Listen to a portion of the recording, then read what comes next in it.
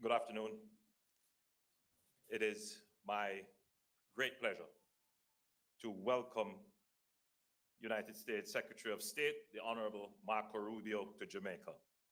Now, I have known Secretary of State Rubio for some time, and I've always been very impressed by his deep knowledge of the region. Jamaica is deeply honored that you have chosen to visit us first on your official visit to the English-speaking Caribbean. This visit so early in your term confirms the strength of historic friendship and strategic partnership between Jamaica and the United States, one built on shared values, democratic ideals, and people-to-people ties.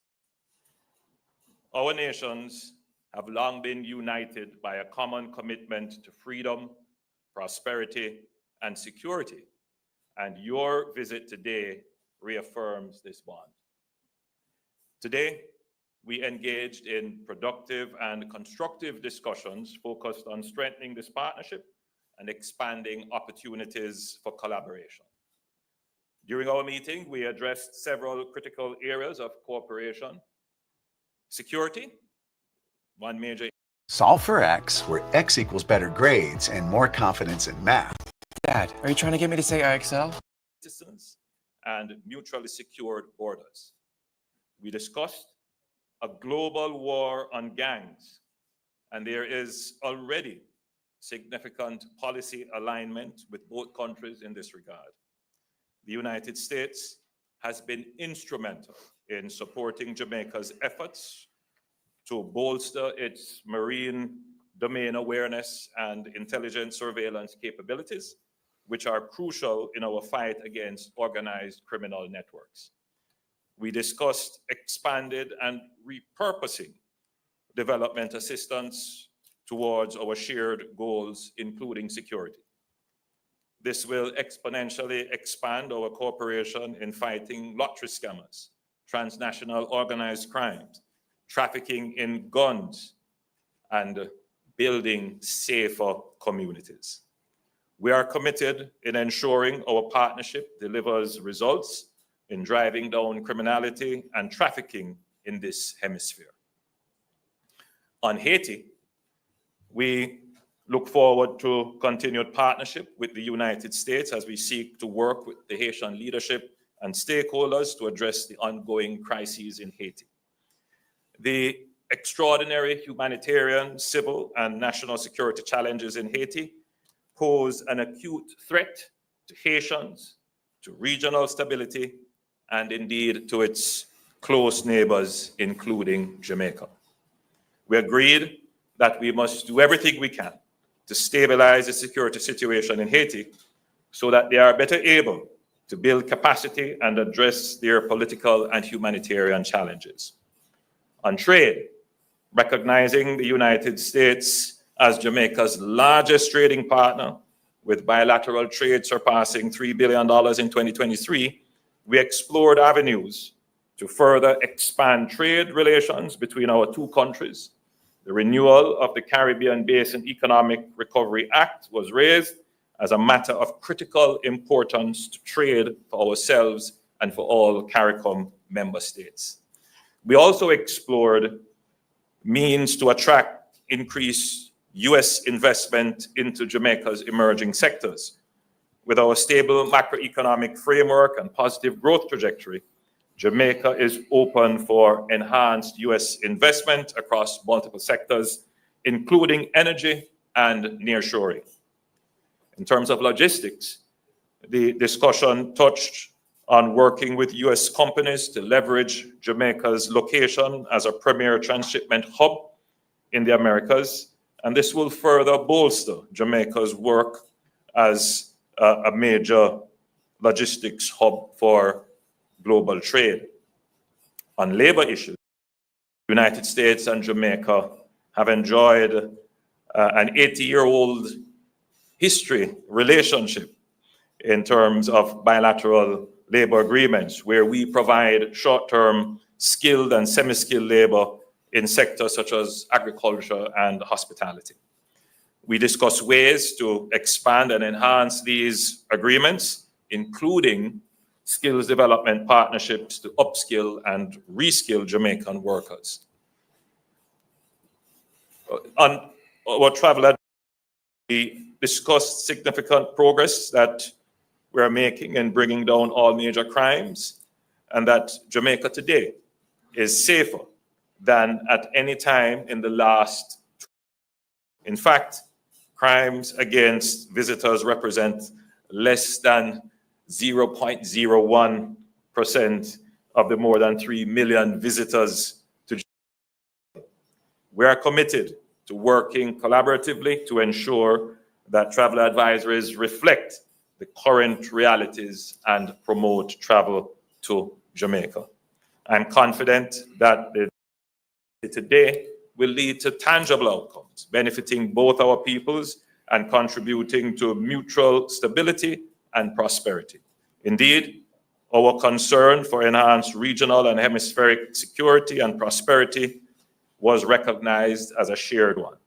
I wish my CARICOM colleagues who are now in Kingston productive meetings as well with the Secretary this afternoon.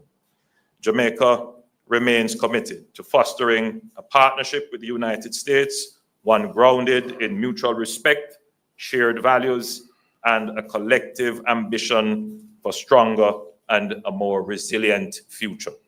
I extend my sincere gratitude to Secretary Rubio and his delegation for their visit and for the productive and forward-looking discussions we have had.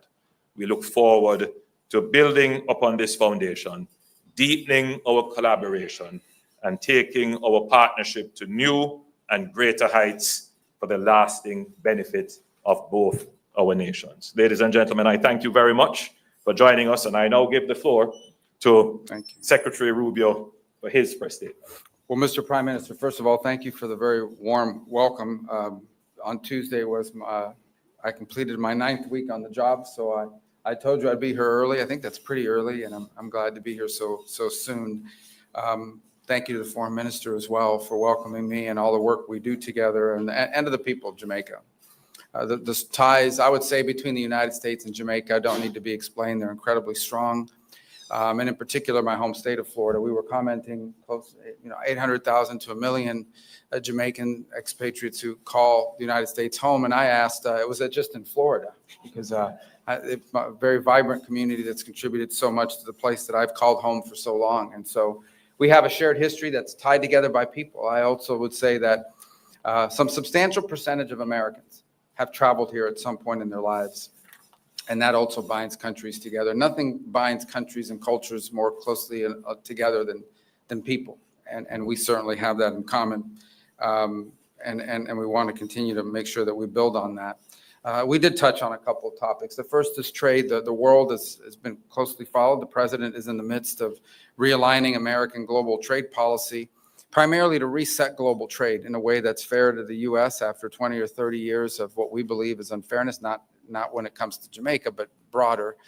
And from that will come real opportunities to create new alignments and new trade arrangements and new trade opportunities. And I believe Jamaica is one of those places that together we both stand to benefit. In particular, we discussed supply chains. And we ask ourselves, why, if so many of these products are destined for the North American market, why are so many of the productive capacities located halfway around the world? And there's a lot of different reasons why that's happened. But it makes all the sense in the world to see more productive capacity, more manufacturing, more industry relocated into our hemisphere. We certainly have the labor and the population and the desire to do so in our hemisphere. It's closer to the end markets. And so we want to pursue opportunities to make that possible. And clearly, I think Jamaica is one of those places that could benefit. And the Prime Minister has that vision for the country and the creation of not just jobs, but jobs that pay even better than the jobs that maybe some could find now. So it's an opportunity I think would be mutually beneficial, and we're going to actively seek and look for ways to make that possible. I also think there's extraordinary opportunities for investment, and we talked about it, whether it's particularly in energy. The United States is going to be producing a lot of liquefied natural gas, which is a very clean fuel that we have in abundance and that we seek to export. And it's also critical, by the way. You cannot have manufacturing without reliable and affordable energy. And so it's one of those things that I think potentially we could continue to partner along with other things, whether it's mining opportunities off the seabed. In essence, to utilize all of the resources of the country in a responsible way that protects your environment, that protects your natural beauty, but at the same time is generating income and opportunity of employment for the people. Ultimately, governments have two prime responsibilities: the safety and the prosperity of their people. And your prime minister and his government is very focused on those two priorities. We did talk about tourism because obviously it's a significant part of your economy, and we pledged we were going to go back and reevaluate the travel advisories as they currently stand to ensure that they do reflect the reality of the new numbers and what the numbers show, because you've made very impressive progress in your general numbers overall when it comes to the murder rate and so forth. But in particular, with those travel advisories are designed to travelers. And I think we just ensure that the status we're currently in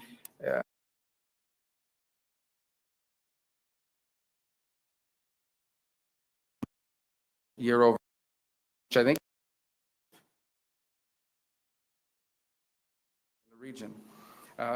We have to talk about security, and I think that the Prime Minister has phrased it in a way that I think is very beneficial, and that is, he used the term global war on gangs.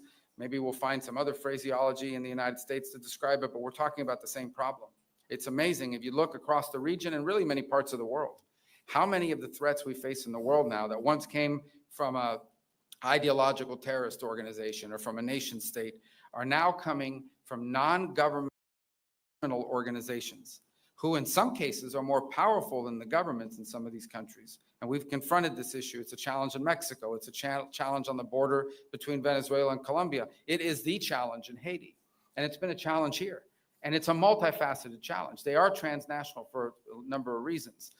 One, as an example, is, and we've acknowledged this in our conversations that lead back to my time in the United States Senate, how many of the guns and the weapons that are being used by gangs to commit acts of violence here in Jamaica are purchased in the United States and then shipped here. And we want to commit to doing more to stopping that flow at the same time as we do more to commit to increasing your capacity. That's the other thing I underline. What we're talking about here when we talk about American assistance is America helping Jamaica build its own capacity, its own ability to confront these challenges and solve these problems. Because security is a baseline for everything. And to that end, we have some good things to announce today here. We've the Jolt Fusion Center that is starting up again, and that's been even further strengthened. That's going to help address lottery scamming. We can announce this synthetics detection equipment for Jamaica's forensic labs. Another counter gang recruitment program that we seek to launch as a result of our visit here today, and announce something that I think is really important, and that is software, intelligence software for the law enforcement here in Jamaica to combat gangs, things like night vision goggles as well, technology, and we look to do more. And on that end, let me touch on a topic that we talked about just a little bit. Well, I'll touch on one other topic, then I'll get to this final one. On you mentioned upskilling and helping. How can we? It's a topic we hadn't touched on directly extensively before. We talked about it today. We seek to go back and find ways that we can partner to create opportunities for skills training, so that if those companies, and we can attract those companies, if we can attract, whether it's a logistics center or manufacturing, to come to Jamaica, there's a workforce that's been equipped with the skills needed. Now, we face this challenge domestically as well. We need to do that ourselves, but there may be things that we can do in collaboration with one another.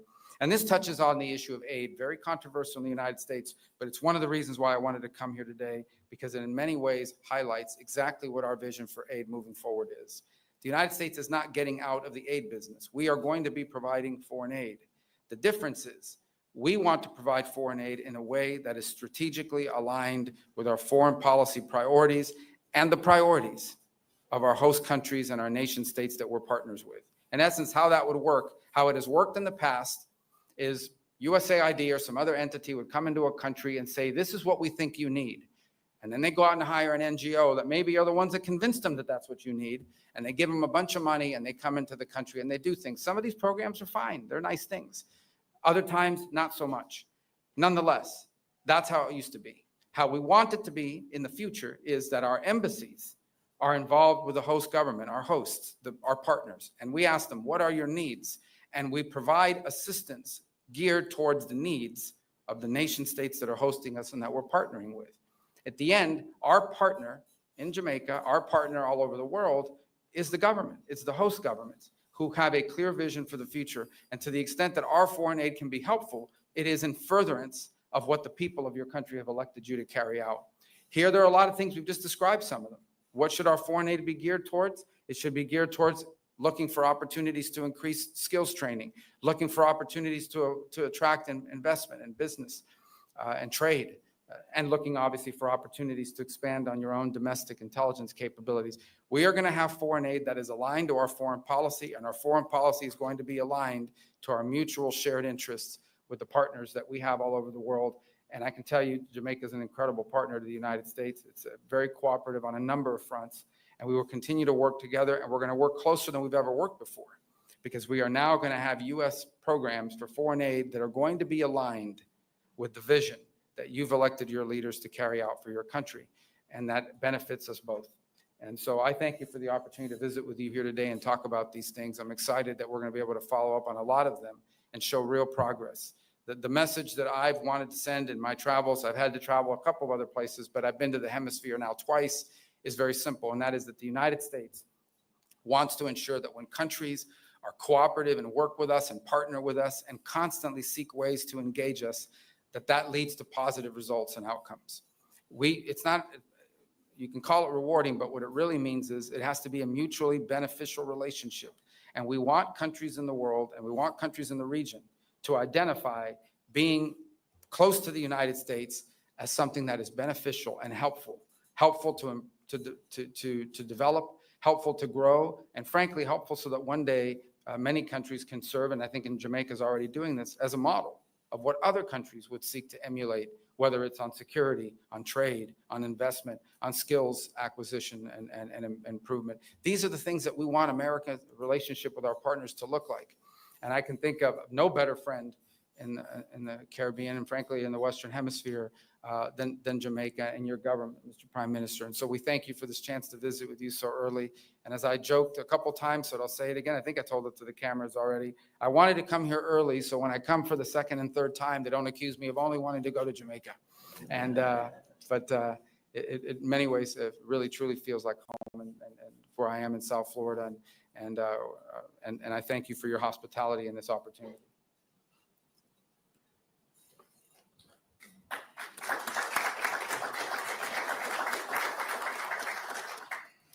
Good afternoon, Prime Minister Holness and Secretary Rubio.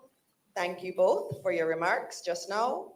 We have several members of the media from Jamaica and the United States in the room with us this afternoon, but we will only be taking 4 questions. And I ask that those who have been selected, that you please stand as you ask your question. And our first question is going to be from John Hudson of the Washington Post. Thank you very much. Mr. Secretary and Congressman. Don't say I don't take you to nice places. Thank you for the hospitality.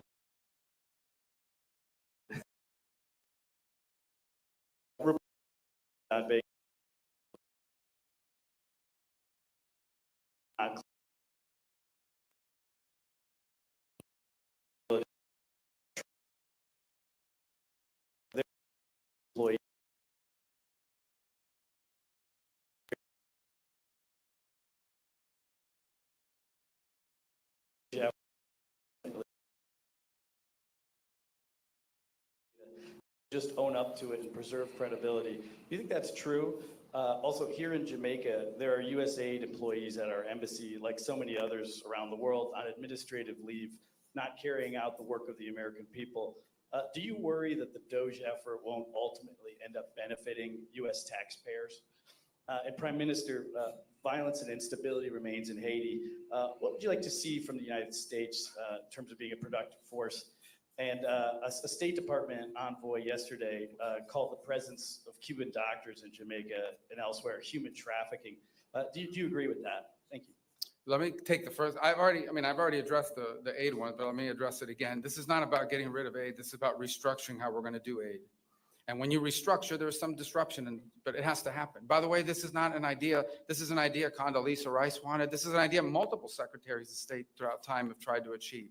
And we intend to achieve it because we think it makes all the sense in the world. So I recognize that there's disruption involved when you make reform and you make change, but it's necessary because our foreign policy and our foreign aid have to be aligned. Foreign aid is an instrument of foreign policy, okay? It is not a global charity.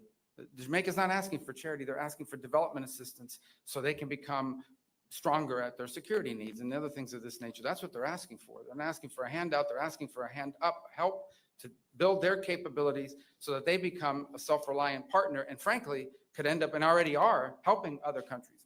Jamaica now is contributing to the effort in Haiti as an example. So these are the kinds of things we want to see in our foreign aid. So look, our goal was not to disrupt anyone's life. Our goal was to restructure the way we deliver foreign aid so that it is aligned with our foreign policy and with what we're trying to carry out at our respective missions around the world. On the first question, let me just say on the signal thing, this thing was set up for purposes of coordinating how everyone was going to call, when these things happen, I need to call foreign ministers, especially of our close allies. We need to notify members of Congress. Other members of the team have different people they need to notify as well. And that was the purpose of why it was set up. Obviously, someone made a mistake. Someone made a big mistake and added a journalist. Nothing against journalists, but you ain't supposed to be on that thing. So they got on there and this happened. I've been, so I can speak to myself or my presence on it. I think my role on it was just speaking for my role. I contributed to it twice. I identified my point of contact, which is my chief of staff. And then later on, I think 3 hours after the White House's official announcements had been made, I congratulated the members of the team. I've been assured by the Pentagon and everyone involved that none of the information that was on there, though not intended to be divulged, obviously that was a mistake and that shouldn't have happened and the White House is looking at it, but that none of the information on there at any point threatened the operation or the lives of our servicemen. And in fact, it was a very successful operation and it's an ongoing operation. But that was the intent behind it. And again, I think the Pentagon's made clear that nothing on there would have endangered the lives or the mission. And the mission's been very successful. Is it classified, the information? Well, the Pentagon says it was not. And not only did it say it was not, they make very clear that it didn't put in danger anyone's life or the mission. There was no intelligence information. And understand, when this story first broke, they were sort of alluding to were there war maps, or there was no war plans on there. This was a sort of description of what we could inform our counterparts around the world when the time came to do so. Again, look, I think the White House is looking at this entire thing. How did that journalist get on there? Why was this the appropriate? And I think there'll be reforms and changes made. So this was not going to happen again. It can't. But I wanted everybody to understand why this thing was even set up in the first place, and also understand very clearly the mission was successful and at no point was it endangered. And that's coming from the highest ranking officials at the agency that was in charge of the actual operation, which is the Pentagon.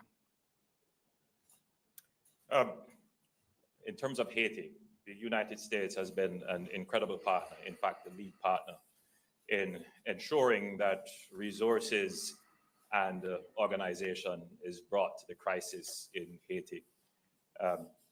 In terms of what more could be done, I think we're at a phase in Haiti where there has to be a rapid expansion of the Haitian National Police, the HNP, in terms of the manpower and resources, because ultimately the HNP has to take on the gangs.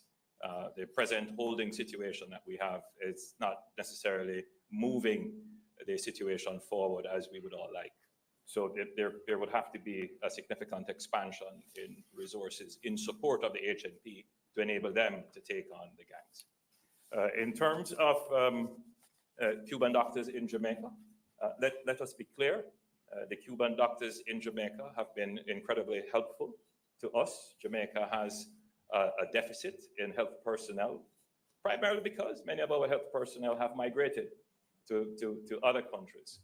We are, however, very careful not to exploit the Cuban doctors who are here. We ensure that they are treated within our labor laws and benefit like any other worker. So any characterization of the program by others certainly would not be applicable to Jamaica. We are ensuring that our program complies with all the international laws and standards to which we are a party to. Right, our next question will come from Tana Thomas from Nationwide News Network. Please stand. Secretary Rubio, my question is, or questions in relation to the matter of the Cuban Medical Corporation program as well. So the medical mission has been a cornerstone of healthcare in Jamaica and the Caribbean for over 50 years, according to our foreign minister. How does the U.S. reconcile its stance on this program with the region's reliance on Cuban medical professionals, and what alternatives does it propose to ensure healthcare Well, quality? yeah, I think the first thing is to separate medical from the labor issues that we are.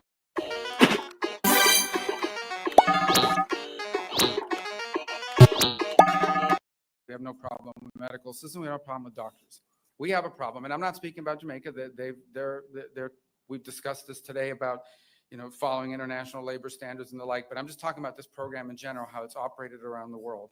And how it's operated around the world is that basically the doctors are not paid. In many other parts of the world, the doctors are not paid. You pay the Cuban government. The Cuban government decides how much of anything to give them. They take away their passports. They basically operate as forced labor in many places. Now, there are places that have better labor standards. Perhaps Jamaica is one of those, and that's fine. But I'm describing generally what the program has been. It has operated in that way in many parts of the world and placed these people in tremendous danger. And so I think we can all agree that the trafficking in labor, be they doctors or farm workers, is not something that we would want to be supportive of. And we find that to be an egregious practice on the part of the Cuban regime. Now, every country operates their program differently. And obviously, because of our relationship with Jamaica, we're going to engage with them on that and talk about it further and have a better understanding. Perhaps none of this applies in the way it's handled here. But generally, that's the problem with the program. It's not that they're Cuban doctors. It's that the regime does not pay these doctors, takes away their passports, and basically it is, in many ways, forced labor. And that we cannot be in support of. Again, not speaking about here in particular, but in general about the program. Okay, our next question is going to come from Will Lowry from the National News. Thank you so much for taking my question, Mr. Secretary. I just want to circle back to John's question, the signal chat. The signal chat, yes. But of course, are you planning on making the Europeans pay for U.S. operations against the Houthis, given that their businesses seem to benefit more from opening up these shipping lanes, as discussed in that chat? And then moving to Russia, Ukraine, I was wondering if you could elaborate on the Black Sea ceasefire deal and how it's progressing. President Zelensky has already questioned Russia's seriousness, saying, quote, they are trying to distort agreements and in fact to see both our intermediaries. Yeah. So on the first question about, look, here's the problem, okay? These guys, these Houthis, these are pirates, okay? This is a band of, it's a gang, in essence. That's gotten control of a certain part, but these are a religious fanatic gang. And these guys have missiles, and they've launched 174 attacks against the U.S. Navy ships, 150-something attacks on commercial vessels. They are literally saying they've set up a toll system at the Red Sea. These ships can go, these ships cannot. They don't blow up the Chinese ships. They don't blow up somebody, but they blow up all the other ships. This is not sustainable. And so I think the point that I've made publicly is we are doing a great favor to the world. The United States is doing a great favor to the world, going after these guys' capability of doing this. How can we live in a world where a group like this has advanced weapons, okay, and can shut down a shipping lane and increase the cost of shipping that we're all paying for? Everything we buy, all the stuff is embedded in the cost and in the price of these things is how much it costs to ship it. And so that's just not a sustainable thing. We can't allow it. So I think the point I would make is not, we're going to make somebody pay. It's everybody should recognize we are doing the world a great favor going after these guys, because this can't continue. This is unsustainable. What's next? Some gang's going to show up somewhere else and shut off another shipping lane. That's not practical. It cannot happen. So what was your first question? I was so fired up about that one that I forgot the other one. Oh, yes, that one. Easy ones. Well, look, I think yesterday our negotiators are en route, or perhaps they've already arrived after spending, I think they met with the Ukrainians twice, the Russians once. What we have here is an agreement in principle on a Black Sea ceasefire. We got two things from that. The first is we have more detailed definition of what the energy ceasefire entails. And the second is the principle concept of a Black Sea ceasefire. Obviously, after our meeting, as part of their release, the Russians detailed a number of conditions that they want to see met in order to do that. So we're going to evaluate that. Some of those conditions include sanctions that are not ours. They belong to the European Union.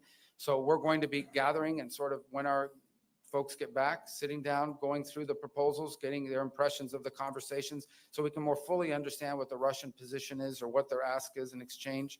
And then we'll present that to the president, who will ultimately make a decision about what the next step is. I think it's a good thing that we have both the Ukrainians and the Russians talking about ceasefires, be they energy or be they potentially in the Black Sea. But obviously, this is hard and difficult work. This is a protracted almost 3.5-year war now, or 3-year war. It has a lot of framework of sanctions that have been built globally now that have to be looked at as part of an ultimate end to a conflict. There's a lot of things that have to be worked through. And I certainly think the only way you're going to make progress on these things is by engaging with both sides, understanding their asks, their demands, and seeing what's possible. So we're going to have a chance now to sort of sit down as a team and evaluate when they arrive in detail how the meetings went with the Ukrainians, how the meetings went with Russia, what are the Russians asking for, what are the Ukrainians asked for, compare all that, and then make a decision on that basis about what comes next in this process. In the end, the goal here is peace. The goal is to end a war where people are dying. And I think everyone should be happy that the United States is engaged in a process of ending a war and bringing about peace. It's not going to be easy. It won't be simple. It'll take some time, but at least we're on that road and we're talking about these things and we're going to test it and see what's possible. We think we owe that to the world. And the president, I continue to say, is the only leader in the world right now, President Trump, who's in a position to even get these two nations to a city to talk about these things, albeit in rooms far apart from one another when these talks were going on. But nonetheless, they're talking. It's the first time in a while that we've seen any conversation about this, but we have a lot of work yet to be done, and we'll know more after we get the readout from our teams. Okay, our last question will come from Andrea Chisholm from Television Jamaica. Thank you. Secretary Rubio, given changes to U.S. immigration policies, there are some Jamaicans who are afraid to travel back to Jamaica, even though they are legitimate green card holders. What assurances can you give to those individuals that they will have no difficulty returning to the United States? Well, yeah, And right. Green card, very quickly, green card or sir. residency? I mean, permanent residence, you're asking me about? Yes, Permanent, okay, yes. okay. And secondly, what problems, if any, does America have with China's investment in Jamaica? Well, look, I mean, China's a rich and powerful country. Our problem is not investment. Okay, our problem is predatory practices. That's what we're concerned about. What we have seen all over the world is that China comes in and says, here's a bunch of money for a project they never build. They bring their own workers to do the work. They don't hire the locals. They bring their own workers. And oftentimes it comes attached with a huge loan that can never be repaid. And now they hold it over your head forever. That's our concern. Our concern is unfair practices too, where they come in, they're government subsidized companies, underbid everybody because they're subsidized. But then they come back and charge you whatever they want because now they've got the contract. So these are the things that we remain very concerned about. Again, not specifically about Jamaica, but in general. And so that's what we'll continue to highlight. On the first point, I would say, let me talk about that. If you're a green card holder, you're not illegally in the United States. You're a green card holder, you are legally in the United States. What the president has said, and I don't know how anybody can disagree with this, every country in the world has immigration laws. And immigration laws, if you don't enforce them, you don't have immigration laws. Over the last few years, we've had, 13, 14, 15 million people enter the United States unlawfully and irregularly. No country in the world can assume that. By the way, that's not unique to us, right? Even here in Jamaica, you face challenges of migration. And it's not that we don't sympathize with people that are leaving difficult circumstances, it's that no society can absorb mass migration from anywhere in the world. You just can't do it. And we're facing that challenge. That's not specific to Jamaica, I'm just speaking in general. And so the president is doing something that frankly hasn't been done in a long time. He's enforcing our immigration laws. And that's what we're doing. So if you're a green card holder, you're not illegally in the United States. I think the challenge is for those who are illegally in the United States, we have to have immigration laws. They have to be followed. I mean, I don't know why that's an unreasonable demand. And frankly, I mean, Jamaica is not a major source of illegal migration, to be frank. It's not even in the top 10 or top 20 for that matter, I don't think. But that said, we are enforcing our immigration laws because here's what happens if you don't. You'll get another 12 million people. And if tomorrow Jamaica announced anybody who wants to come can come in, you're going to get a lot of people too, and you know it's going to be very disruptive. So we need to have immigration laws, and we need to enforce them, and that's what we are. That's what the president is doing. That's what he promised voters he would do.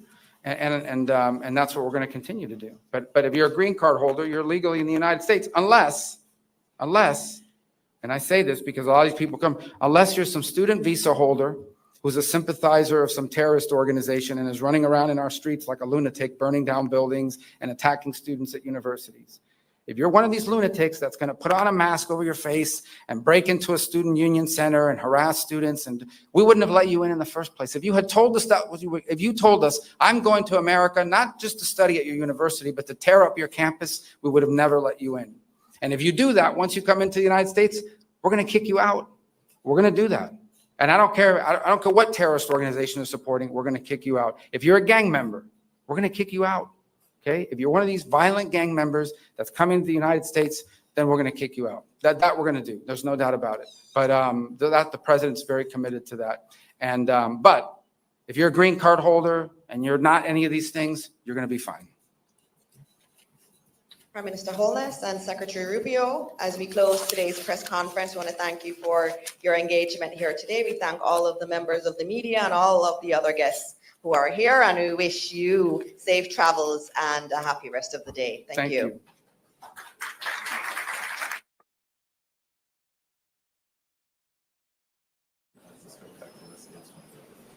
Thank you for having me. Jerry, thank you for hosting the other governments.